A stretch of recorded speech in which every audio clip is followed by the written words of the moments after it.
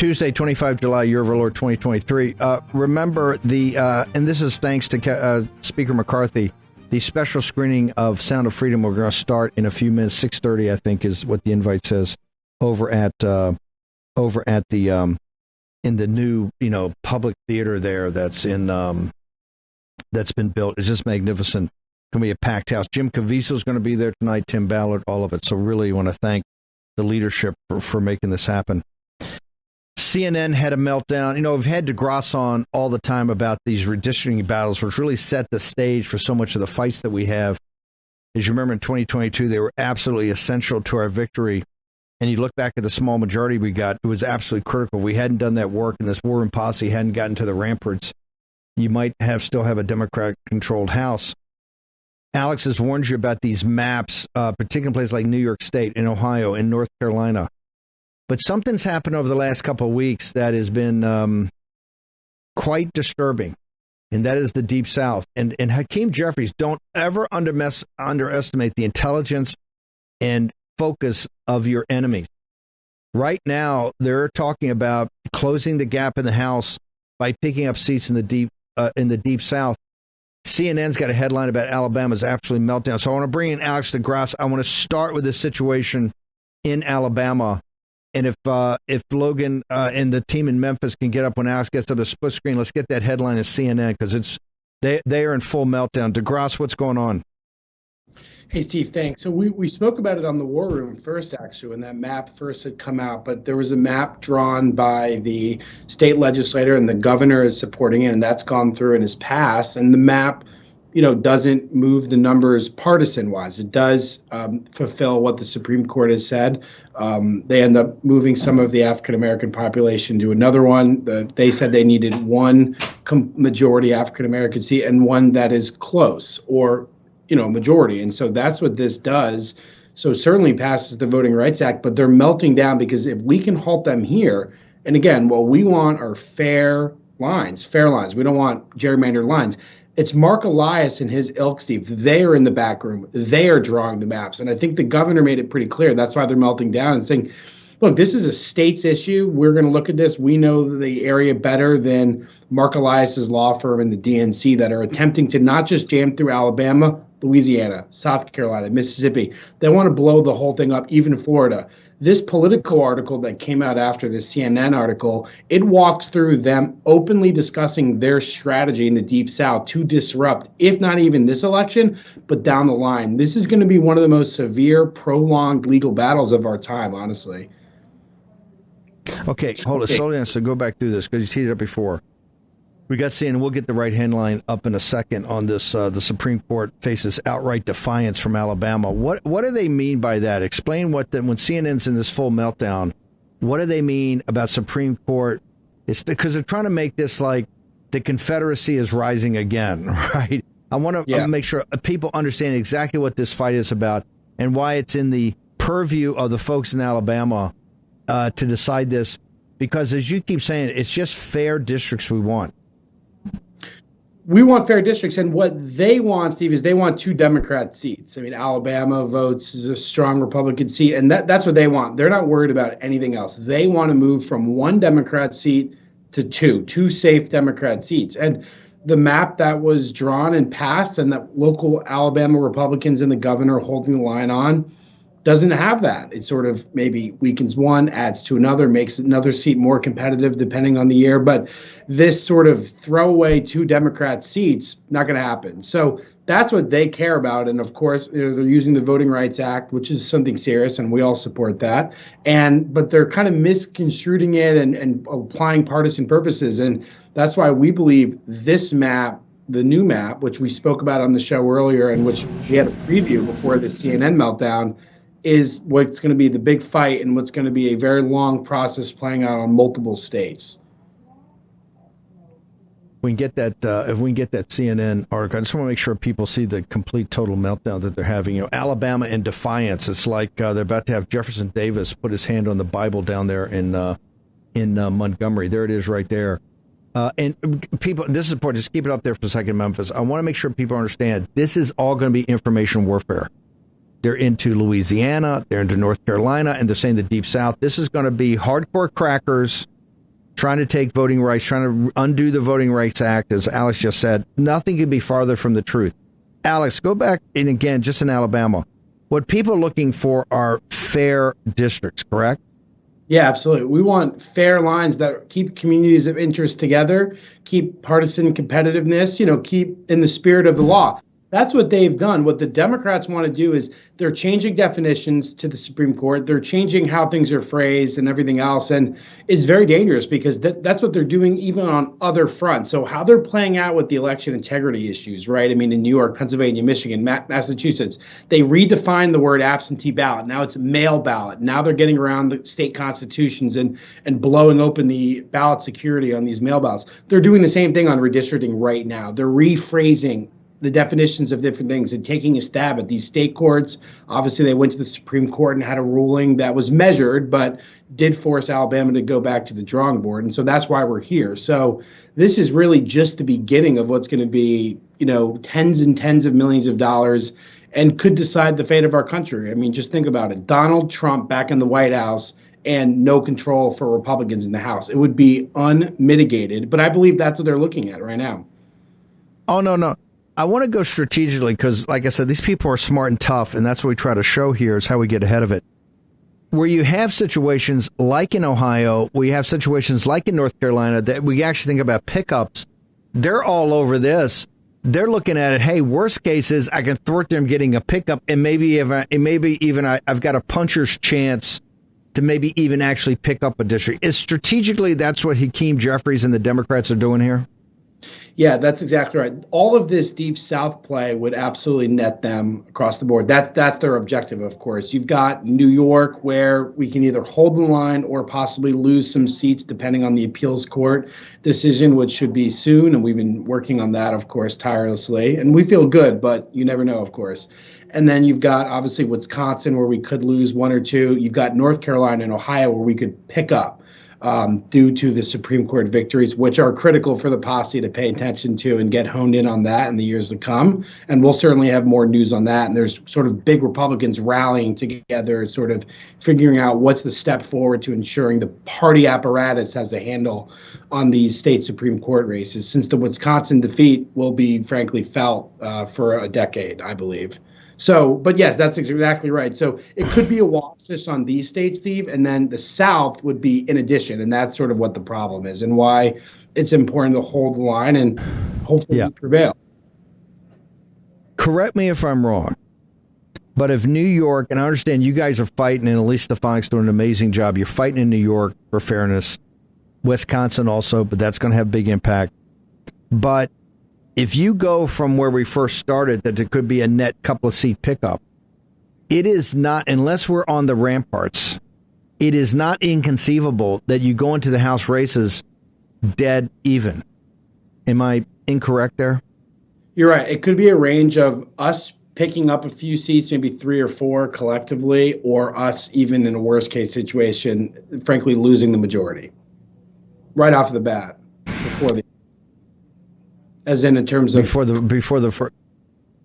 the first votes counted. How do people, the war, as you know, the Warren posse always thinks downrange. We have certain cadres that get involved in these things early on. What do you want? What's your call to action for the audience to do right now? Because we got to immerse ourselves in this thing. This is going to be a fight. This is where the Mark Elias's of the world really prove their worth to the Democrat Party. He's all over this. I think he put up on Twitter the other day, he's in, 40 states with these fights. What should the posse do now? What's your call to action? Precinct strategy number one, always, but within that precinct strategy, reach out to local Republicans, state Republican. Make sure Republicans know. I mean, not everyone's always aware of these things, but the Democrats are telegraphing publicly. CNN, Politico did a big piece on their, specifically state by state on their plan. So Republicans at the state level are the bulwark, and the precinct strategy is key. Get in these people's faces in a positive, peaceful way and let them know, we expect you to hold the line for fair lines. Do not be coward, because it is information warfare. They will try to play the race card shamelessly.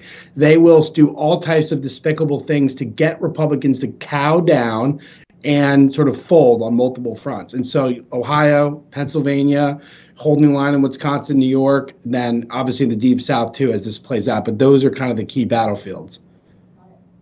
I want to put up, before we go, that political piece that we have, if Memphis has it. Dems see surprising new path through taking the House through the Deep South. My point is, they're already thinking strategically. And this gets to the issue. They're going to cow a lot of people by saying you're trying to undo the Voting Rights Act. I mean, the CNN headline was absolutely perfect for information warfare. Alabama in defiance in quotes of the Supreme Court. It makes it look like I said, Jeff Davis is down there in Montgomery about to, take the oath on the Bible. That's what they're trying. Look at that right there. This is what you're going to be up against. This is just the opening salvo. So this is going to be intense. DeGrasse, how do people, great work as always. How do people follow you, sir? Thanks. And I will be at the Sound of Freedom screening, so we're very excited about that. It's going to be huge for everyone watching. But I'm at DeGrasse on Getter, Truth Social, DeGrasse81 on Twitter. And if you're interested in the New York efforts, that's GOPBattlegroundFund.com. We've got the map, we've got the plan of action for New York, and we need your help. So thank you, Steve, and thank you to the posse. One last thing. How many McCarthy really went out of his way to make sure that this was set when everybody got back, and he wants as many people as possible. How many Democrats do you think will show up tonight to the screening? I don't think that many, and I think that's going to be a big news story, and I think it will be, frankly, disgusting. I will be there, and I will get a count, and I know that there's many operatives going to be writing down names and seeing who is involved in this fight to save our kids and get a handle on what's going on and who's not. So I think it's going to be very telling, Steve. But they were all invited. So isn't this beyond? And Kevin, and I tip all leadership for doing this. This is not an easy thing to do. People should know scheduling this, making it available, and it's very unique. You don't have a lot of screenings down in this amazing theater in the visitor center, the new visitor center underneath the Capitol. And to go out of your way and to make sure it's when everybody gets back on this really concluding week. Alex, this should be something that unites the country. Do you agree? I agree 100%, and I think the speaker has done a great job. They've been working on this for a while because, like you said, this is a big feat, and the speaker is going to be doing a panel with some of the cast and everyone, and I think it's going to be a great discussion, and a lot of people on the Hill are excited, and I do hope it gets some national coverage because it is a major news story. Okay, we'll check in with you tomorrow, Alex, to see how many actually showed up. We're writing down a list. Thank you, Steve. Thank you, Alex DeGrasse, on the Battle of the Maps. Incredibly important. Okay, I want to play a cold open. As we called it the other day, we said it for a while, but yesterday we really brought the discussion together. Caroline Glick, and we had our own Ben Harnwell. We're going to go to Ben in a moment in Rome. But the reason Israel's important, just qua Israel, particularly for people that support Israel and are supportive of the Jewish people. But there's something much deeper here. This is exactly, and I've warned people, what you're seeing happening there with the administrative and deep state up on your grill, okay, is exactly what's going to happen after Trump wins in 2024. Let's go ahead and play the clip. Nick, you mentioned in your New Yorker piece titled "In Israel, a Glimpse of a Trumpian Future," you write this, quote, "See if this sounds familiar. A cynical and self-admiring politician finds himself confronting the legal consequences of his low deeds and corruption. He faces criminal investigation, multiple indictments, trials, even prison. To defend himself from the potential consequences of his acts, he does not really hire lawyers. He tries to stay in power. And to obtain power, he's willing to deepen and inflame the worst tribal conflicts in his country. He is willing to undermine the rule of law. He's willing to make common cause with the most hateful voices in his society and place them by his side. In the end, he is willing to erode the liberty of his people to ensure his own. The eagerness to put self before country, of course, is the common thread between two profoundly unprincipled politicians, Benjamin Netanyahu and Donald Trump," writes David Remnick in The New Yorker. So, David, if you could speak to just how extraordinary this moment in Israel is and why it is and what it means for the future of the country. And I think you lay out well the parallel between these two leaders. Yeah, in its 75-year history as a state, Israel has faced no shortage of crises, particularly in the conflict with the Palestinians and many wars over that period of time. And yet yesterday I was getting calls from friends in Israel telling me this is the worst day in the history of the state because in their view, and obviously this is the liberal view, one half of society's view, that there is no constitution in Israel, but democratic norms are being undermined. Tribalism is being deepened. The balance of powers, insofar as they exist, and they exist only minimally in Israel, are being eroded by this act.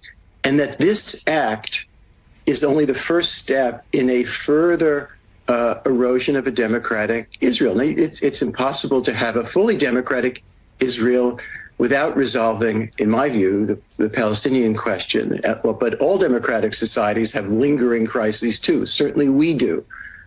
But to see society divided to this degree, to see hundreds and hundreds of thousands of people out on the street, not just once or twice, but for the last 29 weeks, to see military reservists, including Air Force pilots who are considered to be the protectors, the guarantors of Israel's existence, say that they will refuse to serve, is a crisis like we've never seen before in Israel.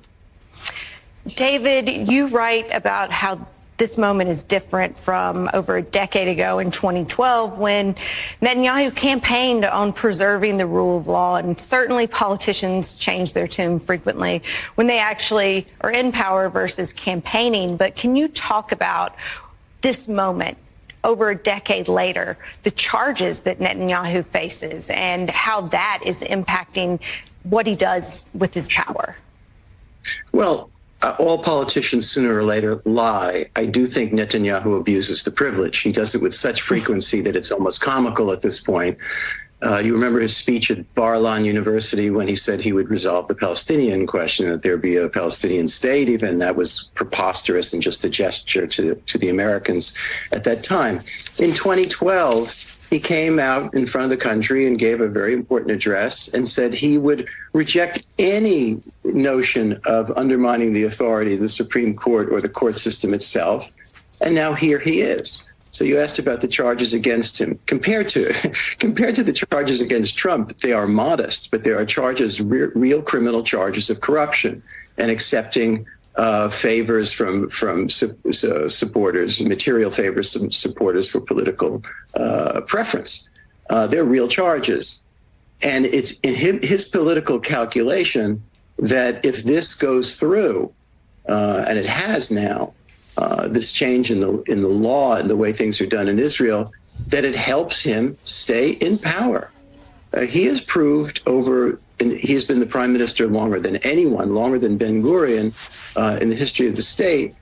He has proved that his first priority is always that, and he will always accede to the desires of the tribe that keeps him in office. And right now, Israel has the most radical, the most extremist government in its history, and Netanyahu is allowed himself to be, to his advantage, part of their ideological drive. And this is just the beginning. The piece is In Israel, A Glimpse of a Trumpian Future. You can read it online on The New Yorker. David Remnick, always great to have you on, my friend. Thank you. Okay. Still ahead.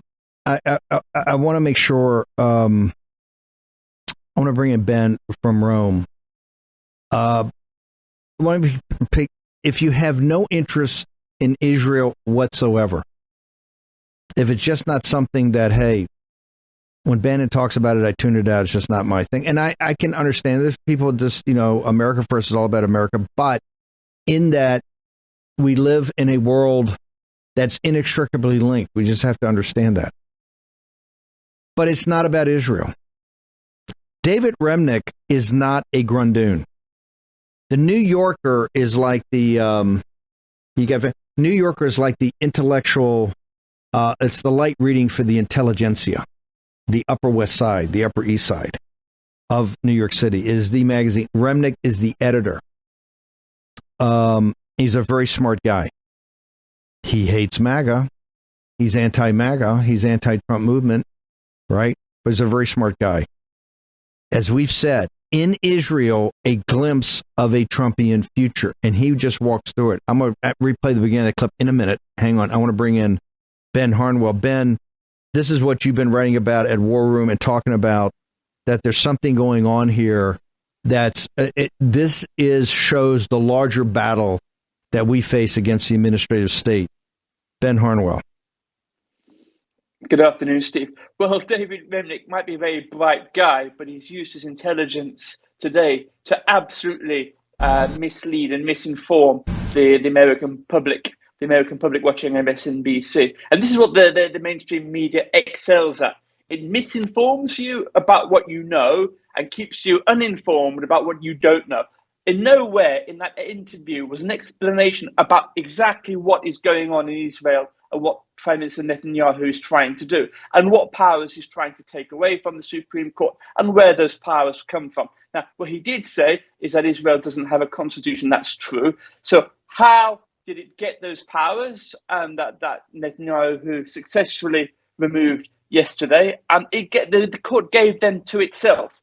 And what are these powers? The Supreme Court, and I know of no other country in the world, Steve, no other country in the world that has this system, to indicate just how bizarre this is. The Supreme Court of Israel can strike down ministerial appointments, public appointments, political policies, acts on the sole grounds that they're unreasonable.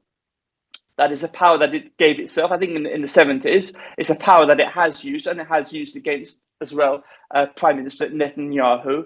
And if you stop to think about that, you probably agree with Prime Minister Netanyahu that that is a very dangerous situation to be in, where the legislature, the government, is undermined and can be undermined at any point in time by a bench of unelected officials who don't even have a constitution to guide them in their decisions. It's a purely subjective judgment call. We think this is unreasonable. Puff, gone. So how many times? I counted 3 times the words that David Remnick there just used the word democracy and Netanyahu undermining democracy. Perhaps we should get him on the war room and invite him to explain to us, how can it be against democracy when a government entirely legitimately seeks to remove an obstacle to pursuing the popular will and a public mandate by a bench of unelected people who, unlike the American system, and I repeat, don't even have a constitution as the source of their authority. It's absolutely astonishing.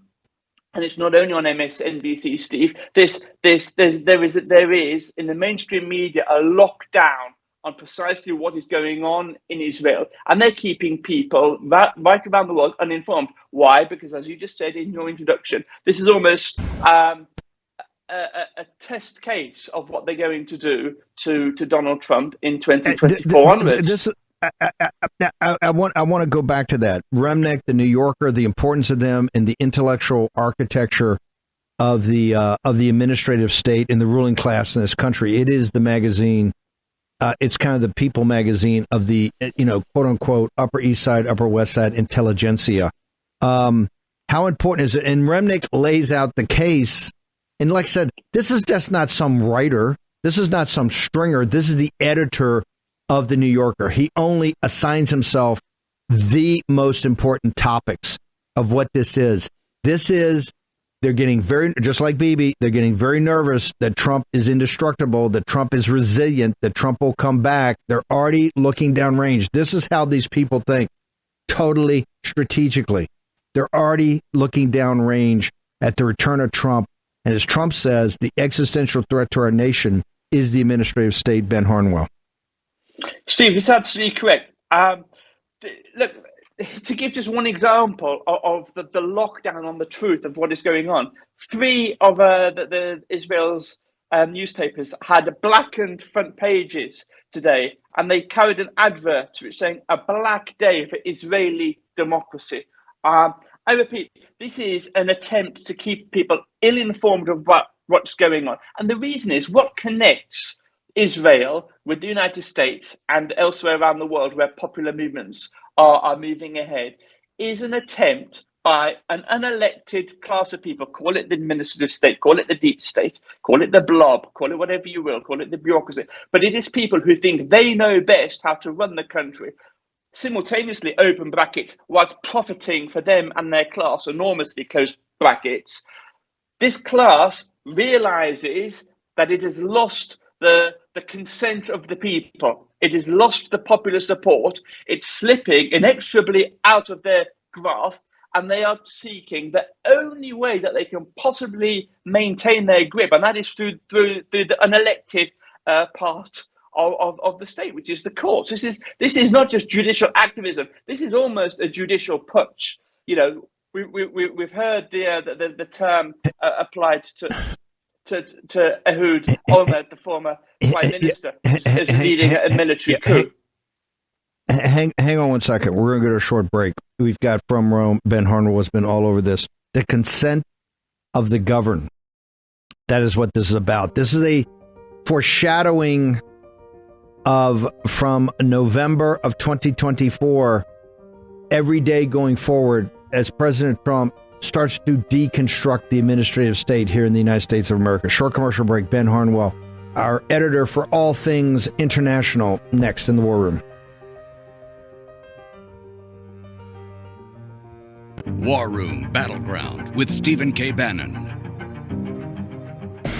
By the way, the best line you've ever had, Ben, and I'll get to things, so make sure we get down. The mainstream media's job is to keep you misinformed about what you do know and in the dark about what you don't know, but I'm going to get the exact phrasing and get it correctly. I've got both Israel and Ukraine to go through, and I got to get through them both because now we got the impeachment inquiry that's kicking off, and it's all the railhead always goes back to Ukraine. Walk me through. I know you've got a bunch of analysis on Israel. Go ahead and take it, and then let's roll right into the Ukraine thing. I'm sure I'll jump in with fascinating and brilliant commentary and analysis. The job of the mainstream media is to keep you misinformed about what you know and uninformed about what you don't know. I think that was it. I'll listen to the that is so good. That is so good. Back. That is so good. That's so good that I'm either going to rip it off or that's going to be your new tagline. That is absolutely brilliant. Give me that one more time slowly because that summarizes it all. The job of the mainstream media is to keep you misinformed about what you know and uninformed about what you don't know. And it's Brilliant. True. Summarizes everything. It's true. It's 100% true. It's 100% true. We saw it from the MSNBC interview just now with David Remnick. That is exactly what they were doing. That it distilled. That's what they're doing. They were keeping you misinformed about what they were telling you and keeping you absolutely in the dark about the actual things of what's going on in Israel and why Netanyahu is doing what he's doing, which is why all he is simply trying to do is to have a government that can fulfill its electoral mandate. And it's astonishing to me, Steve. It is absolutely astonishing to me, just the depth of the cynicism of the elites, the liberal globalist elites that will seek to stop him in order to be able to maintain their ability to frustrate the will of that government and to do it in the name of democracy. That is their genius, their evil genius, that they can do this. And of course, because the mainstream media walks in lockstep, their little light gets to shine in. It is hermetically sealed. No real actual light shines in because they control the message almost wall to wall. It all sort of makes sense when you hear it.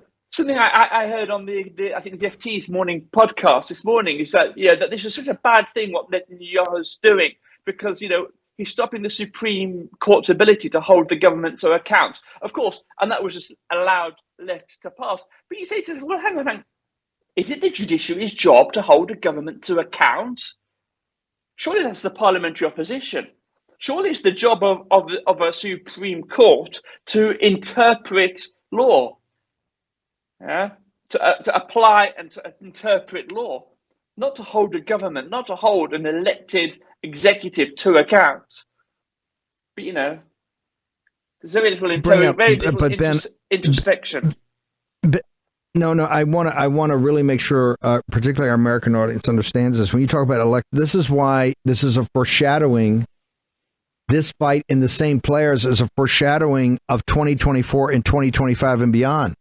Which I keep saying, we have a three-part process here. We have the Murdoch induced primary, which is totally made up. That's all for the Murdochs to either get a lucky shot to stop Trump, or worst case, to bleed him out and to attempt to cripple him. Then you have this brutal general election, which we've now shown and proven that Biden's going to be unplugged. They've got an apparatus of $2 billion all set to go. You can plug in Michelle Obama or Newsom or Whitmer or Pritzker. You pick it, right? Just plug it in right there, ready to roll.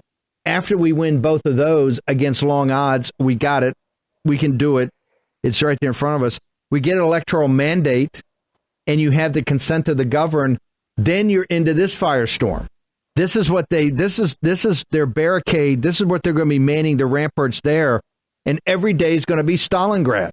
They're not prepared. They're going to have the media. They're going to have the universities. They're going to have the Antifa guys. But they also have the administrative state. This is why we talk about right now over Heritage and with Russ Vogt. We're organizing these people now to make sure we hit the deck plates with 3,000, non-Senate confirmed people right away, which is the max we have in billets. Think about it. Over 2 million, the numbers are roughly 2 million, over 2 million civilian employees of the apparatus of the administrative state. I think you got another 2 million in the military, but there's 16 to 18 million contractors, how they make this apparatus run. You have 20 million people, 20 million billets or bodies in this apparatus. And Trump's got to take that on with a handful, with 3,000 people that are trained up, etc.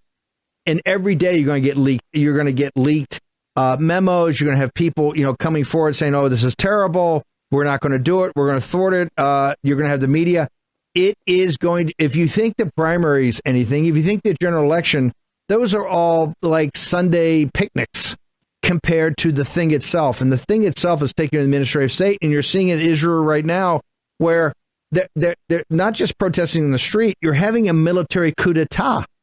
The military is essentially saying, the left-wing generals, Ehud Barak, we got that video from 3 years ago. He walks through everything they're going to do, including now the military just laying down their weapons saying, "No, we're not going to serve under this guy. We're not going to do it." You've got the woke and weaponized. Don't take it from me. Look at the NDAA, the woke and weaponized. Look at these hearings up on Capitol Hill of these woke generals that have now been selected through the Obama, Clinton, Bush, Obama, and now Biden, where you have all these field grade officers. They're completely woke. Their whole thing is diversity, equity, and inclusion. And certainly not America first. They are total globalists, and that's what you're seeing in Israel. The nationalists versus the globalists. And this is in high relief exactly in the exact players what's going to happen in the United States. Ben Harnwell. Steve, you said it perfectly. The only thing I will repeat on it is just looking at the Israel case, and the parallel is astonishing as a sort of test case for what they're going to do in Donald Trump's second mandate. The thing I just wanted to draw attention to again and again and again, because it is so clear and it is so stark, is how the media is lying to you. And just ask yourselves, the pop posse, ask yourselves when you're digesting the mainstream media's output, which you should do. I mean, you should do, if only to inoculate yourself lies. But when you're watching the mainstream media's output on Israel, on the riots, on the protests, on the reservists saying we're not going to fight, and you're hearing all of the talk about the anti-democracy, so ask them, how has anyone actually told you what the substantial issue is and why it has happened? Has anyone told you that the Supreme Court, uniquely in the whole world, has given itself the power to strike down any legislation or any public appointments or any ministerial appointments based on the grounds that it's unreasonable, literally unreasonable? This is basically a subjective judgment court, and that is where the power lies. There might be a great system, it might be a terrible system, but you can't. I don't think you can say that an elected government taking back from the court a power that it had never been given, that it gave itself, is against democracy. That's the thing here. The mainstream media won't let you know that. They're just lying to you. And here's the point. Watch this take place in another country, because in a year and a half's time, they're going to be doing it in the United States as well. Just as brazenly. Just as shamelessly. There we go. Steve, if I might go on, because this is talking, here's the theme. it's exactly the same, just in a different country. Now we're going to go over, see exactly the same misrepresentations on behalf of the mainstream media in Ukraine. If Memphis would be kind enough to call up my first article, the Reuters one, with the headline, Belarus arms emergency ministry to be ready in case of armed conflict. Now, I didn't know that Belarus had a ministry of emergency situations. It does. And President Lukashenko has just said that he wants this ministry to arm not just every man, basically every single Belarusian, in case there is a state of emergency in Belarus. Now, the interesting thing here, and I'm just going to skip down, basically, right, hang on. You're saying that this all was Belarus, yes, they're an ally of Russia, but they're kind of off to the side of this thing. And then voila, after the Wagner coup, when they end up in Belarus, next thing you know, that's what you sound like they're asking for in Belarus is to put themselves on war footing, put the whole population on war footing. Am I reading too much into that? Well, let's not forget, Steve, 2 weeks ago, President Lukashenko did exactly do that. He ordered the Belarusian army to be on a war footing. He actually did do this. Now you're absolutely right. What he's doing now is he's doing exactly the same maneuver with the civilian population. And I quote, in the event of an armed conflict or some kind of riots in which a significant number of personnel must be involved. That's the justification. Now, Steve, if you're Reuters, if you're the uber mainstream media, and you have to bury a lead, where are you going to bury it? Right at the end, right? But as deep far into the article as you possibly do, which is basically the last paragraph. Here we go. The perception that Lukashenko depends on Putin for his survival had fanned fears in Kiev that Putin would pressure him to join a fresh ground offensive and open up a new front in Russia's faltering invasion of Ukraine. I had not seen that. We've been obviously talking about this basically on a daily basis for the last month. This idea, we pointed out last week that the joint training exercises between Belarus and the Wagner troops, 3 miles away from the Polish border, but less than 30 miles away from the Ukrainian border, was perhaps more of a threat to Ukraine than it was to Poland. Of course, the mainstream media brushed Ukraine, airbrushed out of that particular equation. It was simply an excuse for NATO saber rattling with regards to Poland. Of course, Belarus is not going to attack a NATO country. It has zero interest. I'm not saying it has zero interest, but it's not foolish enough to try to invade Poland. So what are they doing there?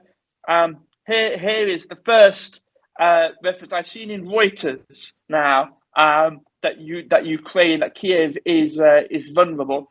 And I just want to home in again on that word that this idea that there's fanning fears in Kiev, that Putin will pressure Lukashenko to join a fresh ground offensive. Because if there are those fears in Kiev, the mainstream media hasn't brought it to our attention since the coup on June the 24th. Just slightly above this, and I just want to mention this because I think it is important. The Reuters informs us that President Lukashenko was in Moscow for 2 days, from Sunday until yesterday, meeting with Putin, where the two leaders talked about their strategic, and that isn't a quote, this isn't scare quotes, I'm quoting Reuters, strategic partnership. And then it talks on about the fears in Kiev that Lukashenko will open up a fresh border for Ukraine. Interesting, that development. Buried at the bottom of the article, sadly, and not picked up anywhere else in the media. There is something, however, that is very much related to this. And now, if I could ask Memphis to call up the article which I labelled as 1C, I'm going to jump ahead and then come back to the Newsmax article, which is Putin showed paralysis, quotation marks, as attempted coup unfolded. Thanks, guys. And here, there's sort of unsourced sources talking always to the Washington Post, which is the best vehicle for whatever the CIA wants to get out into the well of public perception. Here's phrases such as Putin was reportedly paralyzed and dumbfounded and unable to act decisively in the face of Wagner mercenary group leader Yevgeny Prigozhin's attempted rebellion, despite warnings well beforehand. What, you say to yourself? Well, according to the Washington Post, Putin was warned by the Russian security services at least 2 or 3 days ahead about Prigozhin's preparations for a possible coup. And the article basically says that Putin issued no orders for most of the day because he was paralyzed. Of course, Steve, there is another theory why he didn't issue any orders on Saturday, June the 24th, while this coup was in progress. And he was just sitting back, feet up on the table, drinking a glass of chilled vodka.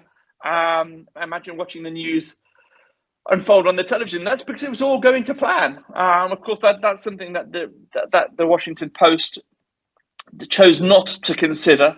But you've got to ask yourself, I mean, anyone who's an analyst studying international events really should ask themselves, from everything that they know about President Putin, who up until February of last year was referred to as a strong man and a thug.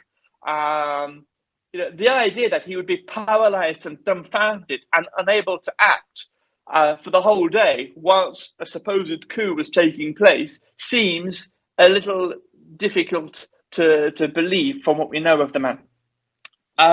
I'm now going to wheel back Memphis to Article 1B, which is again back to Reuters. White House says it does not back Ukraine attacks inside Russia. Here, Steve, your favorite Zen master, Corinne Jean-Pierre, has said that as a general matter, we do not support attacks inside Russia. This is in reference to the 2 drone attacks launched from Ukraine that damaged Moscow earlier yesterday.